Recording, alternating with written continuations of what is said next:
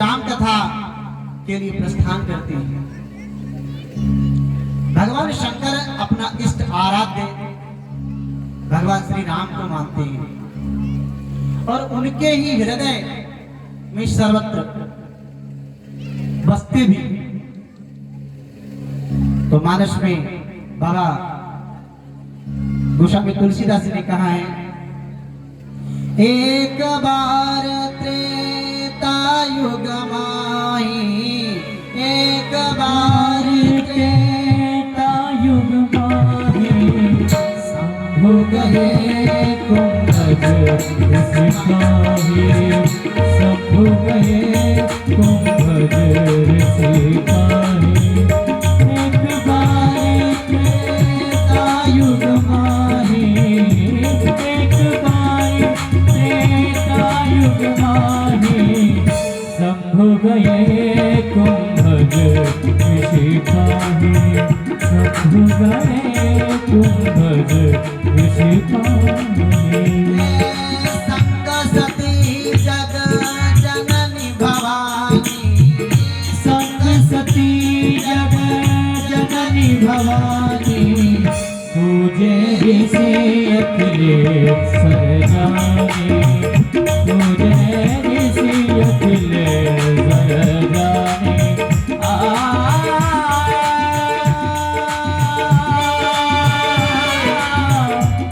पूजे ऋषि अखिलेश सरजानी,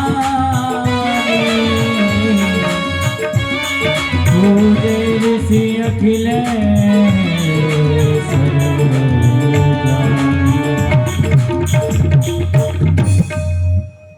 एक बार भगवान शंकर मां भगवती सती के साथ कुंभज ऋषि के आश्रम में गए। कुंभज भगवान शंकर स्वयं, जिन्होंने लिखा है बाबा ने कि रचि महेश निज मानस राखा।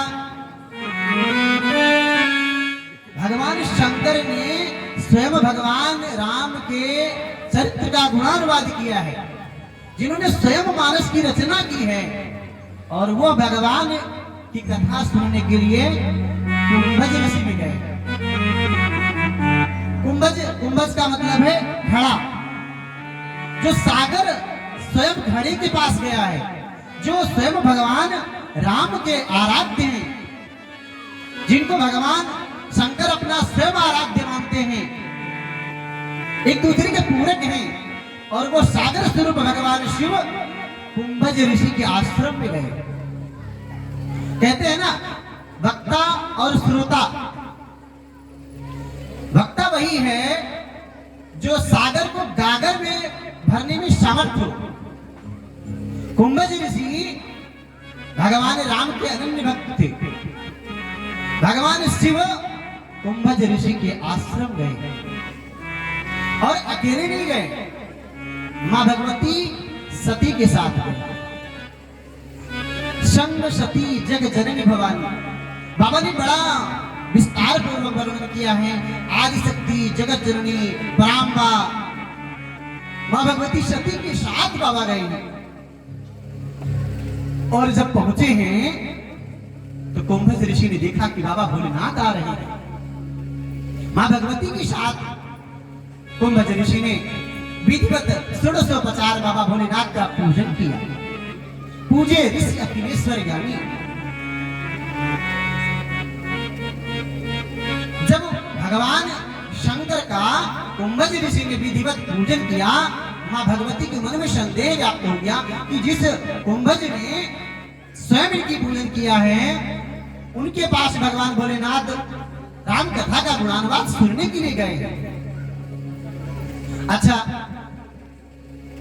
यहां पर बाबा ने मां भगवती को विशेषता बताया है।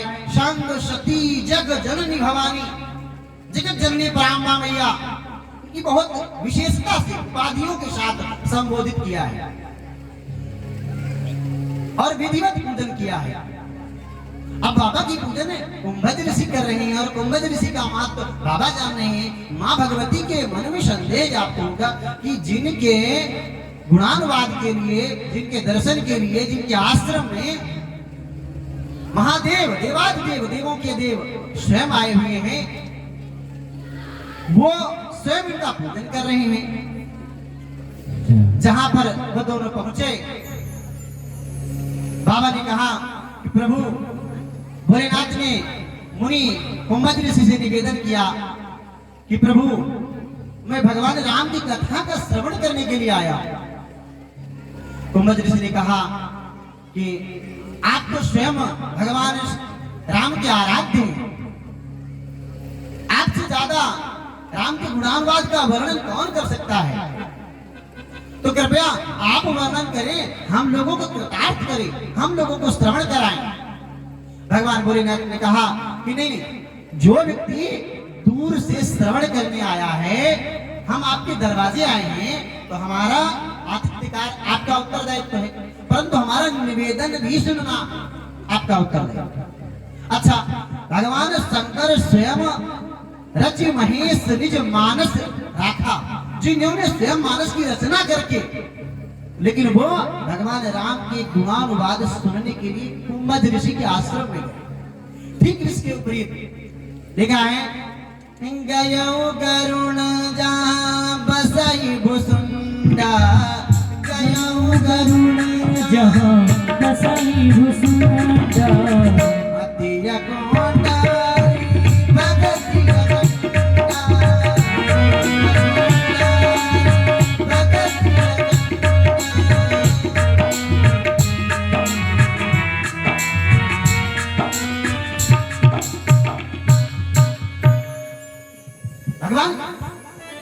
काकभूषुंडी जी के यहाँ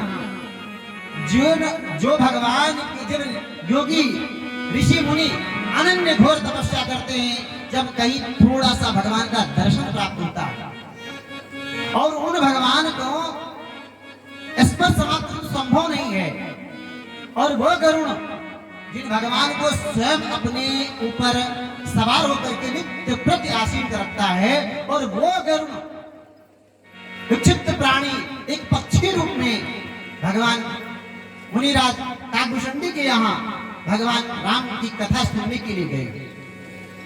काकभूषुंडी के आश्रम में गए, गयो गरुण जहाँ बसई भुसुंडा।